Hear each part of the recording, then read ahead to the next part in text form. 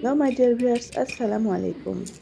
কুকিংয়ের পক্ষ থেকে আজকের এপিসোডে আপনাদের জন্য থাকছে মুসমুসে মজাদার স্বাদের ফুলকপির পাকোড়া। এই পাকোড়াটা কীভাবে পারফেক্টলি বাসায় তৈরি করবেন সেটা আমি আপনাদের সাথে শেয়ার করতে চলেছি। এটা তৈরি করতে কিন্তু একদমই ঝামেলা নেই, খুব সহজে এটা তৈরি করে নেওয়া যাবে। এজন্য এখানে নিয়ে নিয়েছি ফুলকপির ফুল। এখানে একটু ছোট সাইজের ফুল নিয়ে এরকম করে মাথাটা ফেড়ে নিয়েছি, যাতে করে এই ডাঁটাটা খুব ভালো মতো সিদ্ধ হয়ে যায়। এটা মোটামুটি আমি হাফ সিদ্ধ করে নিব। এর জন্য একটা পাতিলের মধ্যে ফুলগুলো দিয়ে কিছুটা পরিমাণ পানি দিয়ে 1 চিমটি পরিমাণ লবণ দিয়ে এটা সিদ্ধ করে নিব। এটা কিন্তু খুব বেশি সিদ্ধ করা যাবে না, 0.5% মতো সিদ্ধ করে নিতে হবে। মোটামুটি এটা 50% মতো সিদ্ধ হয়ে আসলে চুলাটা বন্ধ করে দিয়ে আমি স্ট্রেনার থেকে এগুলো ঝারিয়ে পানিগুলো ঝরিয়ে নিলাম। এখানে দিয়ে দিলাম 1/4 কাপ পরিমাণ বেসন, 1/4 কাপ পরিমাণ চালের গুঁড়া। চালের গুঁড়ার পরিবর্তে কিন্তু কর্নফ্লাওয়ার ব্যবহার করা যাবে, তবে সবার কাছে সবসময় কর্নফ্লাওয়ার থাকে না, বিধায় আমি চালের গুঁড়াটা ইউজ করেছি। এখানে জিরার গুঁড়া, হলুদের গুঁড়া, মরিচের গুঁড়া এবং স্বাদমতো লবণ দিয়ে দিলাম। এখানে কিন্তু সবটাই নিজের পছন্দনীয় এবং টেস্ট অনুযায়ী দিয়ে দিতে হবে। শুকনো উপকরণগুলো মিশিয়ে নিয়ে অল্প অল্প করে পানি অ্যাড করে একটা ঘন ব্যাটার তৈরি করে নিব। ব্যাটারটা কিন্তু পাতলা করা যাবে না, একেবারে ঘন করে একটা ব্যাটার তৈরি করে নিতে হবে।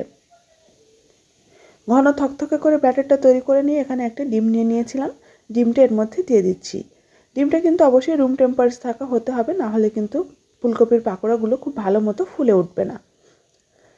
ডিমটা দিয়ে তারপরে খুব ভালো মতো ফেটিয়ে নিয়েছি। ডিমটা দেওয়ার পরে কিন্তু এই গোলাটা আরও বেশি একটু লিকুইড হয়ে গেছে, এজন্য আমি প্রথমেই বলেছিলাম যে গোলাটা প্রথমে ঘন থকথকে করে নিতে হবে। সবশেষে এর মধ্যে কিছুটা ধনিয়া পাতা কুচি অ্যাড করে দিলাম, এতে করে কিন্তু পাকোড়ার টেস্ট আরও অনেকটাই বেড়ে যাচ্ছে।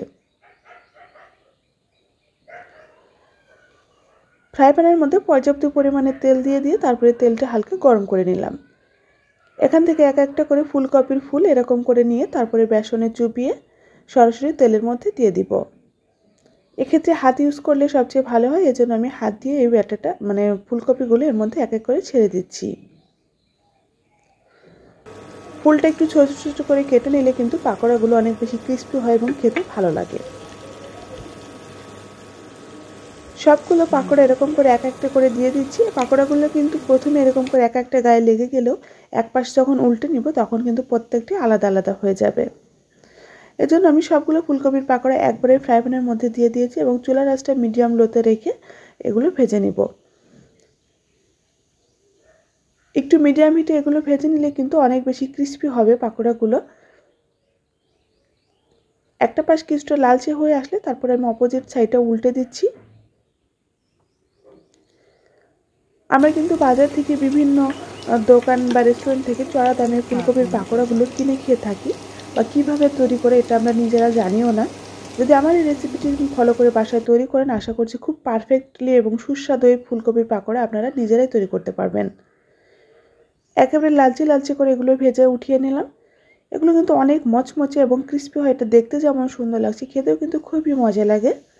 আমি আমার বাসার জন্য পার্সোনালি প্রায়ই এটা মাঝে মধ্যেই তৈরি করে থাকি, এজন্য আমি আপনাদের সাথে রেসিপিটি শেয়ার করলাম। আশা করছি আপনাদের কাছেও এটা ভালো লাগবে এবং খেয়ে আপনার ফ্যামিলি এবং ফ্রেন্ডস সবাই আপনার প্রশংসা করবে। সো ভিউয়ার্স, ফুলকপির সিজন চলে যাওয়ার আগে এই মুসমুসে মজাদার সাথে ফুলকপির পাকোড়া বাসায় ট্রাই করে দেখতে পারেন। আজকের মতো এখানেই বিদায় নিচ্ছি। সবাই অনেক ভালো থাকবেন, সুস্থ থাকবেন। আল্লাহ হাফেজ।